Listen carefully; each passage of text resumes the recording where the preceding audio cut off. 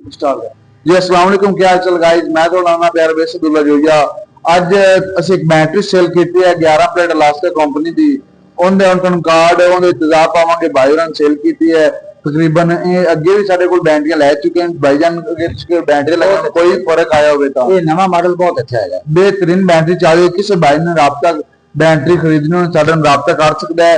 Al Madina battery and solar system head Sulaiman Kotganj. हम तो इनका कार्ड इनकी वारंटी चेक कराने हैं। बहुत ही बैटरियां फनेक्स कोई भी ऑक्साइड है कोई भी कंपनी इन्होंने 6 महीने कंपनी वारंटी। बैटरी की कंपनी वारंटी 9 मंथ। किसी बैटरी बाइक चाहिए सन राब्ता कर हम तो इनकी बैटरी गारंटी चेक कराने सब मामला आ चेक कर सकते हैं। बैटरी का कोड नंबर बैटरी ਅਤੇ ਕਸਟਮਰ ਨੇਮ ਡੀਲਰ सब देखभाल बैटरी और बैटरी ला पावांगे ਉਹ ਵੀ ਤੁਹਾਨੂੰ ਚੈੱਕ ਕਰਾਵਾਂਗੇ। बैटरी ਦੀ ਸ਼ੇਪ ਤੁਹਾਨੂੰ ਚੈੱਕ ਕਰਾਣੇ। ਚਲੋ ਜੀ आ बैटरी तो शेप का चेक कर सकते हैं। अलास्का बैटरी हैगी है 11 प्लेट 9 महीने की वारंटी। बैटरी की प्लेट बहुत ही इनकी कुछ मोटी प्लेट चेक कर सकते हैं। बेहतरीन कंपनी मैन्युफैक्चरिंग की 072 कोड है बैटरी का। आ चेक कर सकते हैं तुम इहदे जो इंतजाम होने दे पैर तुम देख सकते हैं जी।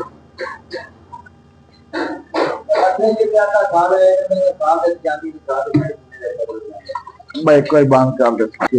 बैटरी हर सेल इंतजाम पूरा हो चुका तुम देख सकते हैं जी। इन हम आप चार्जिंग लगावे 585 वाट प्लेट ते चार्जिंग करके फिर आप ट्रैक रख थोड़ा सड़क मार के चेक करावांगे। किसी भाई को चाहिए तो राब्ता कर सकते हैं। Al Madina battery and solar system at Sulaiman road में कोटगंज।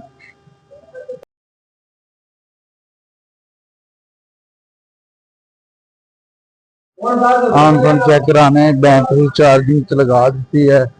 अलास्का कंपनी 11 प्लेट 585 वाट की प्लेट है। देख सकते हैं दुकान की लोकेशन प्लेट चार्जिंग हो रही है। किसी भाई को चाहिए साढ़े चैनल के नवे ने साढ़े चैनल लाइक शेयर सबसक्राइब जरूर करना। चेक कर सकते हो तुम किसी किस्म की बैटरी किसी किस्म की प्लेट मोटर इन्वर्टर परचेज कर सकते हो। अल्लाह हाफिज़। बैटरी स्क्वायर का रेट थानू लगा देंगे 300 से 40 रुपए किलो। बैन चाहे तो राब्ता कर सकते हैं। अल मदीना बैटरी।